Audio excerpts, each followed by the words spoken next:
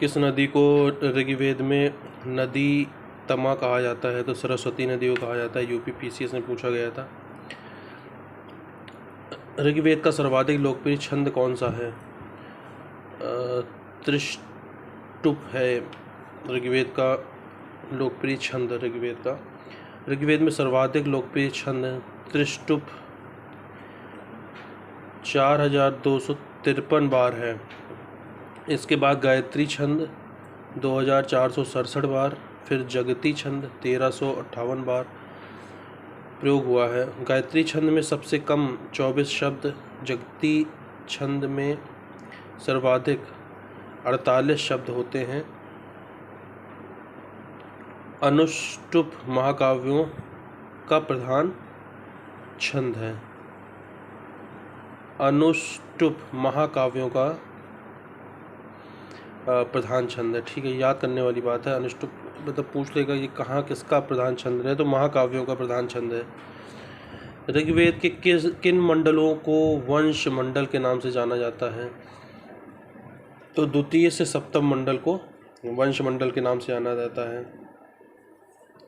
ऋग्वेद के द्वितीय से सप्तम मंडल को वंश मंडल कहा जाता है। द्वितीय से सप्तम मंडल तक प्रत्येक मंडल का एक ऋषि वंश का है। द्वितीय मंडल गृत समद ऋषि को, तृतीय मंडल विश्वामित्र को, चतुर्थ मंडल वामदेव ऋषि को, पंचम मंडल आत्रेय ऋषि को, षष्ठ मंडल भरद्वाज ऋषि को, सप्तम मंडल वशिष्ठ ऋषि को समर्पित है। वह कौन सी ब्रह्मवादिनी थी जिसने कुछ वेद मंत्रों की रचना की थी? तो लोपमुद्रा।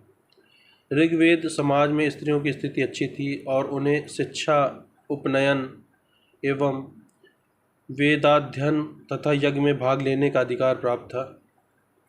कई विदुषी महिलाओं जैसे घोषा, लोपामुद्रा, विश्ववारा, अपाला आदि ने वैदिक सूत्रों की रचना की। Most Rigvedic suktas are devoted to. सर्वाधिक ऋग्वेदिक सूक्त समर्पित हैं तो इंद्र को समर्पित हैं। वर्ण व्यवस्था से संबंधित पुरुष सूक्त मूलतः पाया जाता है ऋग्वेद में। पुरुष सूक्त रिलेटेड टू वर्णा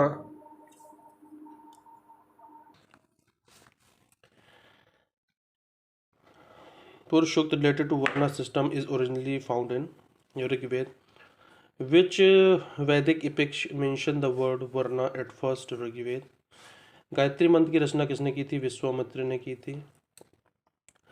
वेद त्रयी के अंतर्गत सम्मिलित हैं Rigveda, Yajurveda, Samaveda. To which branch the published Rigveda Samhita belongings. प्रकाशित ऋग्वेद संहिता किस शाखा की है? शाकल।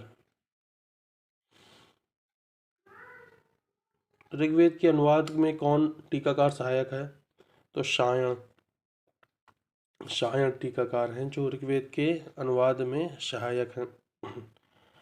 कौन सा ब्राह्मण ग्रंथ ऋग्वेद से संबंधित है? Which of the following Brahmana epic is associated with Rigveda? Rigveda. तो ऐत्रेय ब्राह्मण यहाँ पे दिया है, ऑप्शन है ऐत्रेय। ऊपर से दो हैं आपके, ऐत्रेय और कौशितकी। सर्वप्रथम स्तूप शब्द कहाँ मिलता है? ऋग्वेद में। ऋग्वेद में कितनी ऋचाएं हैं? 1028। ऋग्वेद की मूल लिपि थी ब्राह्मी।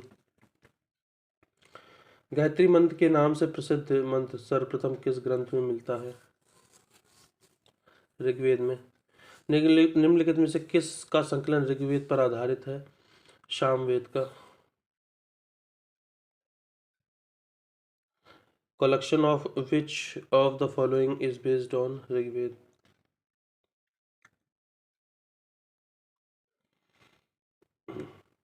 भारतीय धार्मिक साहित्य के अंतर्गत 4 वेदों का वर्णन मिलता है ऋग्वेद, सामवेद, यजुर्वेद, अथर्ववेद। ऋग्वेद, सामवेद, यजुर्वेद, अथर्ववेद। इसमें ऋग्वेद सर्वप्राचीन है, जिसमें 10 से 28 सूक्त मिलते हैं। इसमें 10 मंडल, 11 बाल खिल्ले, 10,552 ऋचाएँ मिलती हैं। ऋग्वेद की ऋचाओं को पढ़ने वाले पुरोहित को होत्र कहा जाता है।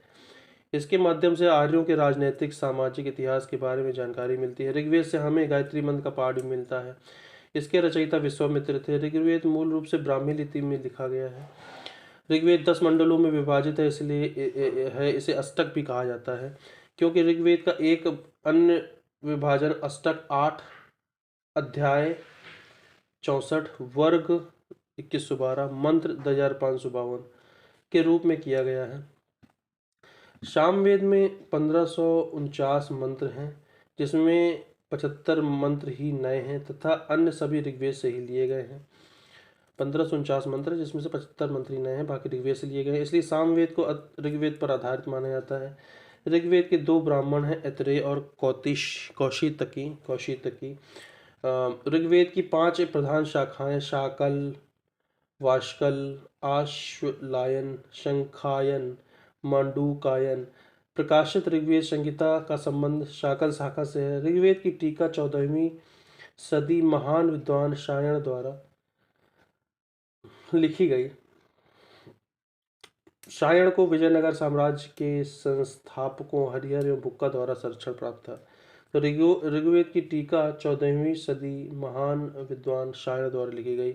शायण को विजयनगर साम्राज्य के संस्थापकों हरिहर व बुक्का द्वारा संरक्षण प्राप्त था। वर्ण व्यवस्था का प्रथम उल्लेख ऋग्वेद के 10वें मंडल में पुरुष सूक्त में मिलता है। अतः वर्ण शब्द पहली बार ऋग्वेद में ही प्रयुक्त हुआ है। वेद त्रयी मुख्य रूप से ऋग्वेद, सामवेद, यजुर्वेद की गणना की जाती है। इन तीनों वेदों को वेद त्रयी कहा जाता है। ऋग्वेद में सर्वाधिक 250 सूक्त इंद्र को समर्पित हैं। इसके पश्चात 200 सूक्त अग्नि को समर्पित हैं। उल्लेखनीय है कि स्तूप शब्द का पहली बार उल्लेख ऋग्वेद में मिलता है, जिसका अर्थ ढेर या गोलाकार संरचना है।